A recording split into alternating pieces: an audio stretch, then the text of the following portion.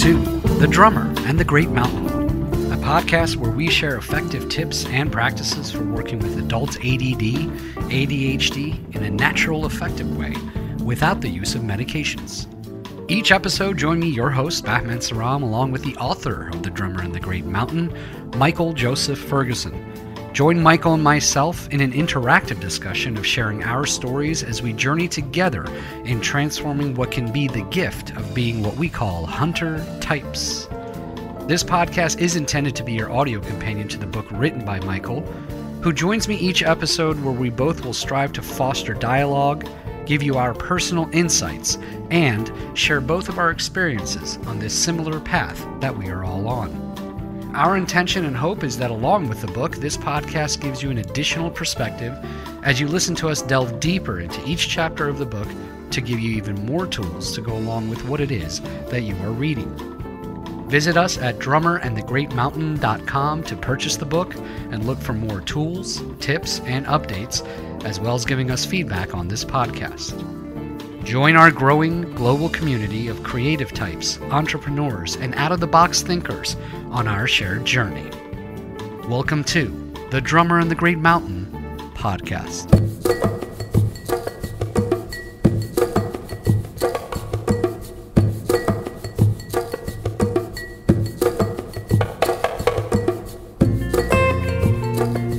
Welcome, everyone. Thanks for tuning in. I'm your host, Michael Joseph Ferguson.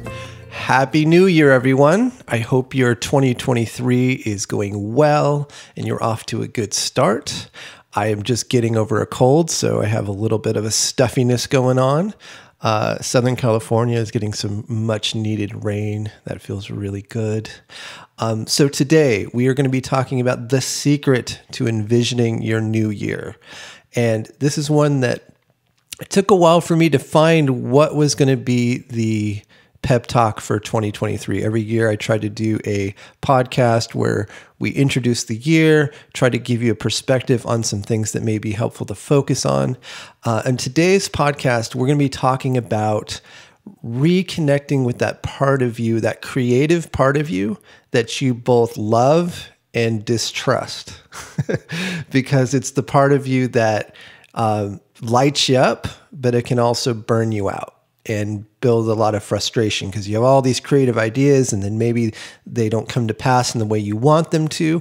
So when you're envisioning the new year, when you're taking time to set some goals, you need that part of you. If you don't have that part of you at the table, then you can just get very practical and then everything kind of gets flat. And then you think, well, I should do this goal, but like you're really like going, I don't know if I really want to do it. And so you kind of do it for a little bit and then it falls by the wayside.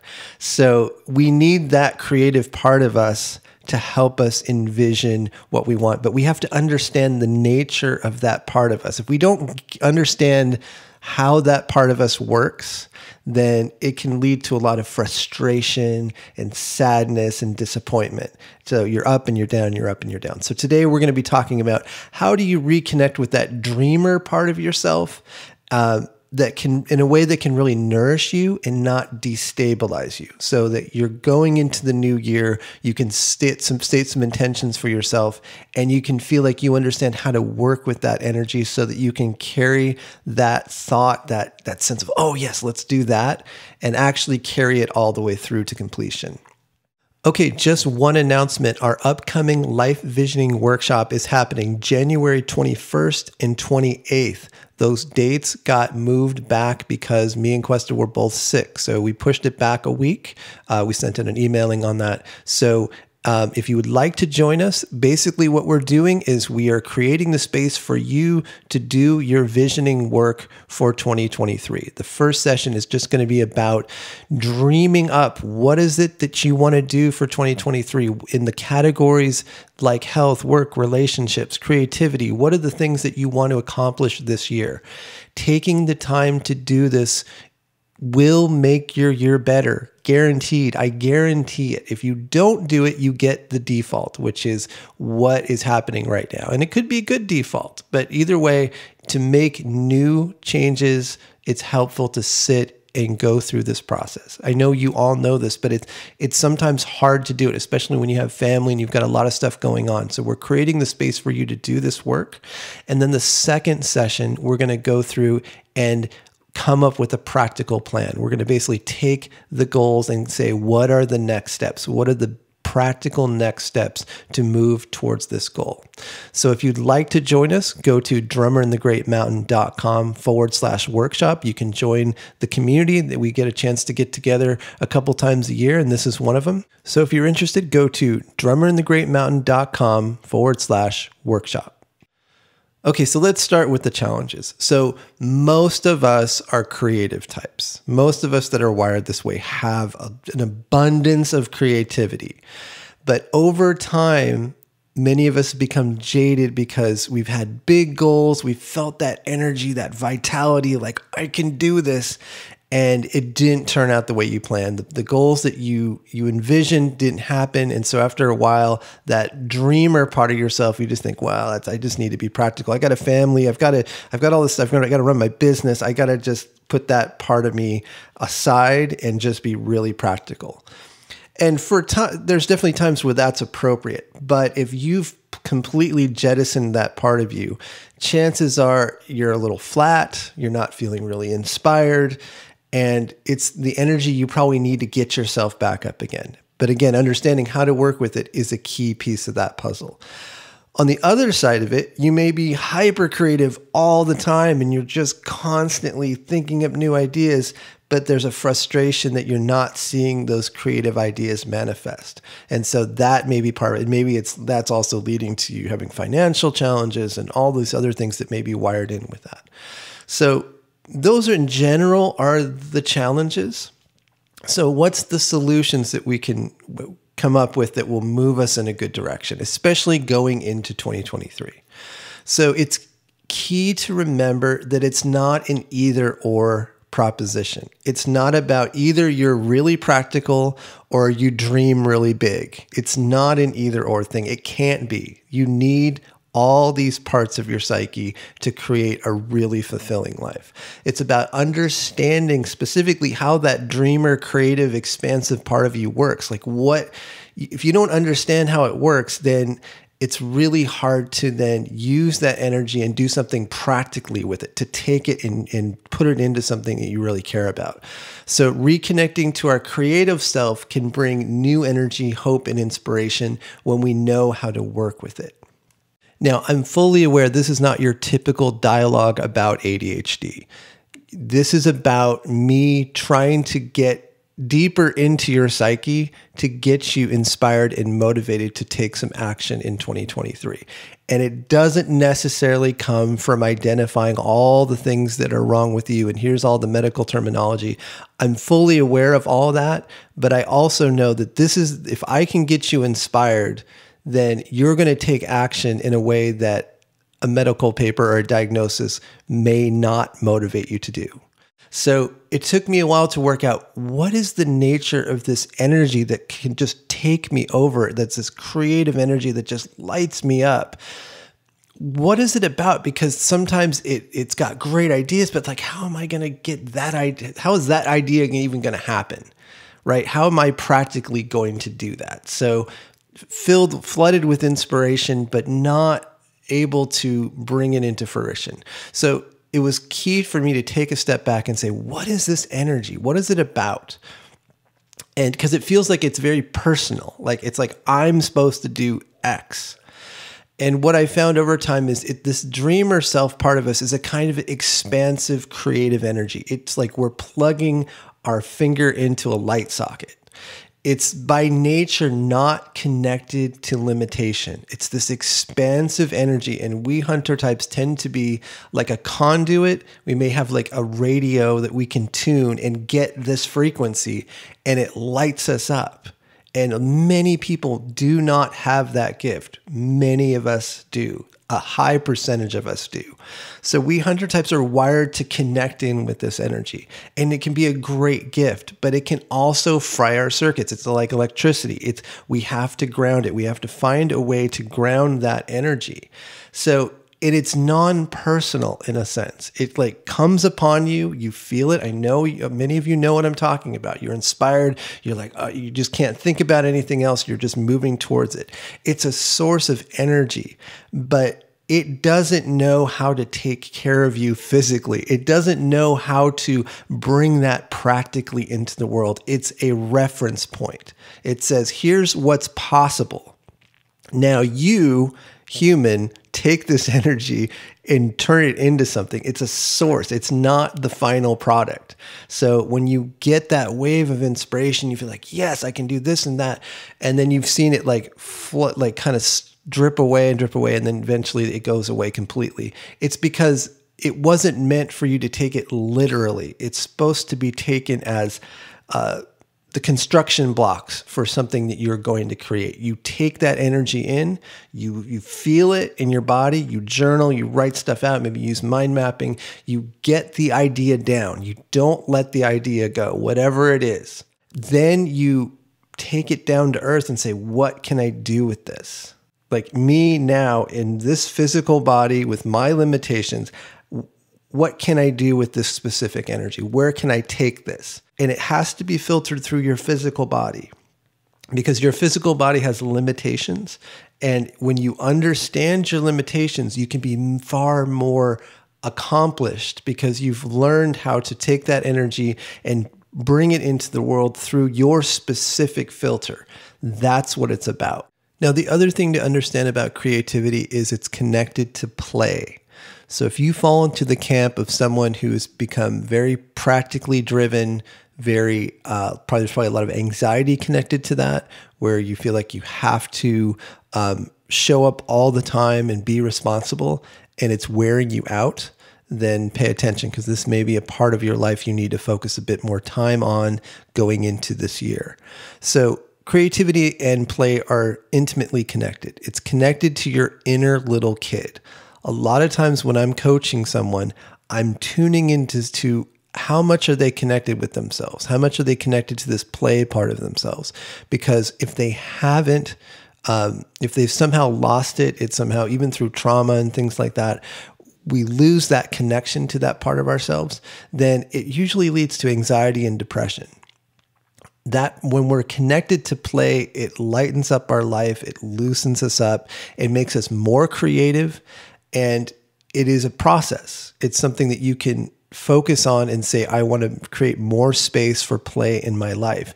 And that allows this creativity to come more into your life. And it gives you ideas that you may not have thought of otherwise because you're stuck in a limited way of looking at the world. If you think about this expansive energy, it's got so many ideas and ways of addressing a problem. And when we're really tight and really anxious, then it's really hard for that energy to get through. Again, I'm using this terminology to kind of get deeper into your psyche. I know this sounds probably woo-woo to some of you, but hang with me for a second because we'll get to a practical way to actually work with this. So all of the successful artists, entrepreneurs, people that I really respect and say they've done something great and unique and different, there's one common thing that they all have in common is that they're connected to the playful part of themselves. They've learned how to utilize play to get them in touch with their creativity. So when all the necessities of life, like money and taking care of your kids, all the weight of life has happened over time, it can dim this light, dim this part of you. And we begin to devalue how important this part of us is. And we do it to others then. If you're in this category, chances are that it annoys you when someone is being playful or light. It's like, oh, stop doing that. We got to figure this thing out. We have to find the middle ground where we allow this energy to come in, but not destabilize us. Because the other side of this is if we're playful all the time and we're not taking anything seriously, then serious consequences can and probably did happen. So it's not about an either or, it's about allowing it to be part of your life and giving space for it. Meaningful creativity can feed us in a way that nothing else can. And it's not distraction. It is something that can deeply nourish us. And maybe that comes in the form of you setting aside time to nourish your creativity, taking a class, getting time alone to explore your craft if it's something that you've already cultivated over time. I mean, the first step to creativity is cultivating how that expression is going to be moved into the world. What are your talents? What are the things that you're good at? And giving space for it. If you're someone that has become really weighed down by life, then part of it is figuring out how do you create more space for this energy to come into your life again. So this brings us to a discussion about what's called the flow state. And I feel like this is home planet for many of us hunter types, to get into that space where the world falls away and we're just hyper-focused and in that creative mode and time just flies by.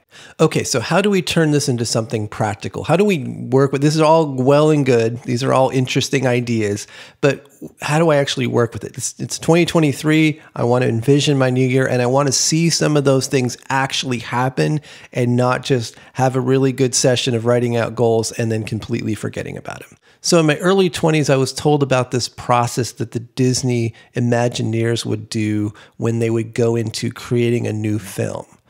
And I'm guessing this is probably in the heyday of like the late 40s through early 60s. I'm guessing that's probably when they were at their prime and they were really working on this idea.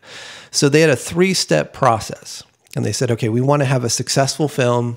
They get all the animators and all the producers and all the writers into a room together. And this was a very specific room that was only allowed to be for dreaming up ideas.